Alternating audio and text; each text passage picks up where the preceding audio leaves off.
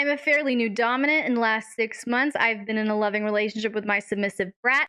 I want to blow her mind with some hard domination play in a CNC type scene, ravishment scene.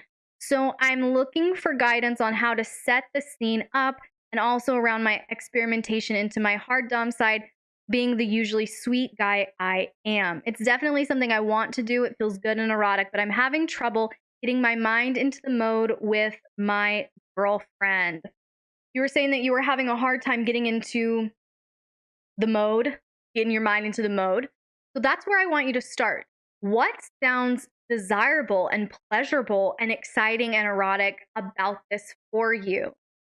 Because if we approach this from like, I have to get into a certain headspace, you're putting a lot of pressure on yourself. And that pressure is actually going to get you out of any sort of dominant headspace. We're trying to find the sneaky little back door here through emotion, positive emotion. The second question I would ask you to evaluate as you're planning and plotting and trying to get into the headspace is, what style of villain, so to speak, are you drawn to? Because we're having to get into like a ravishment or a CNC kind of place, we have to kind of get into a little bit of our shadow.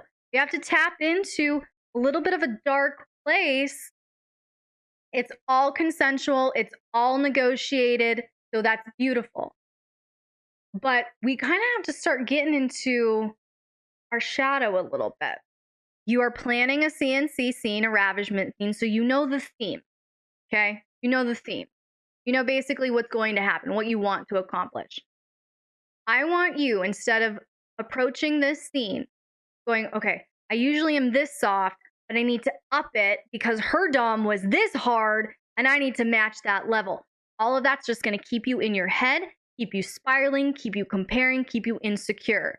The best move is to approach this scene no longer looking at yourself in a scale of soft to hard in terms of domination, but approaching this scene with going, what do I want?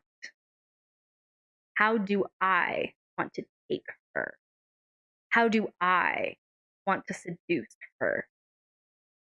How am I, in a way that pleases me, going to make this happen? We're not crossing any lines. We're not crossing any boundaries. We're not violating. We're not causing harm. None of that.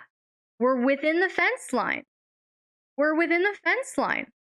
We are in the boundaries that she has established for herself and for this kind of play.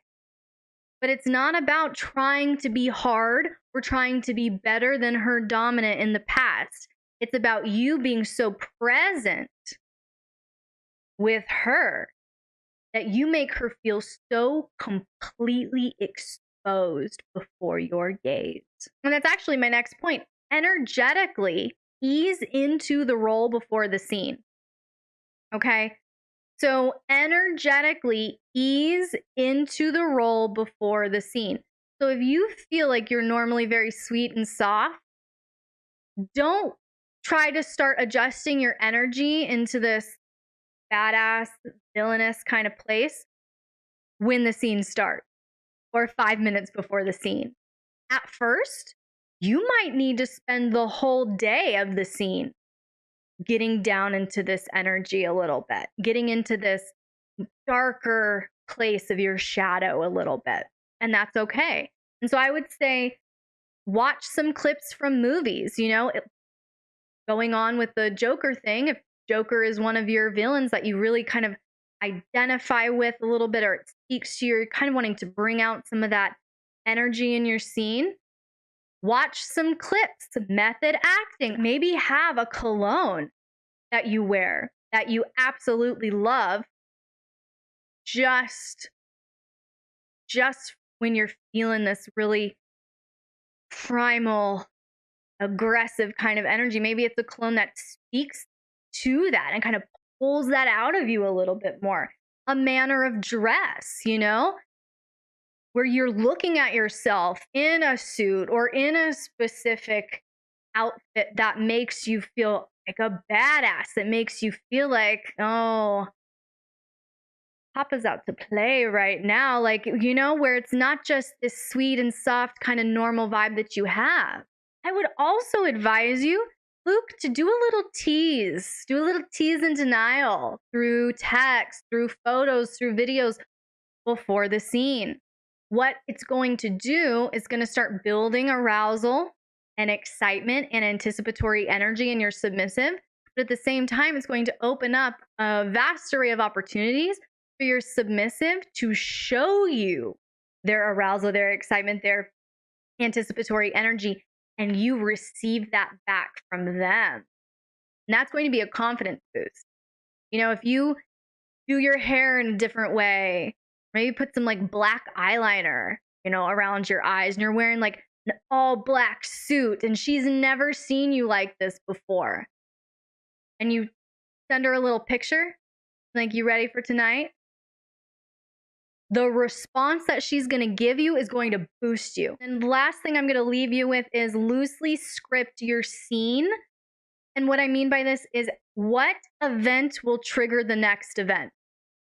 Because if this is ravishment, if this is CNC, then the illusion in this scene, even though she's agreed to this, she's consented to it, she's on board, the illusion in the scene is she has no control and you have all the control.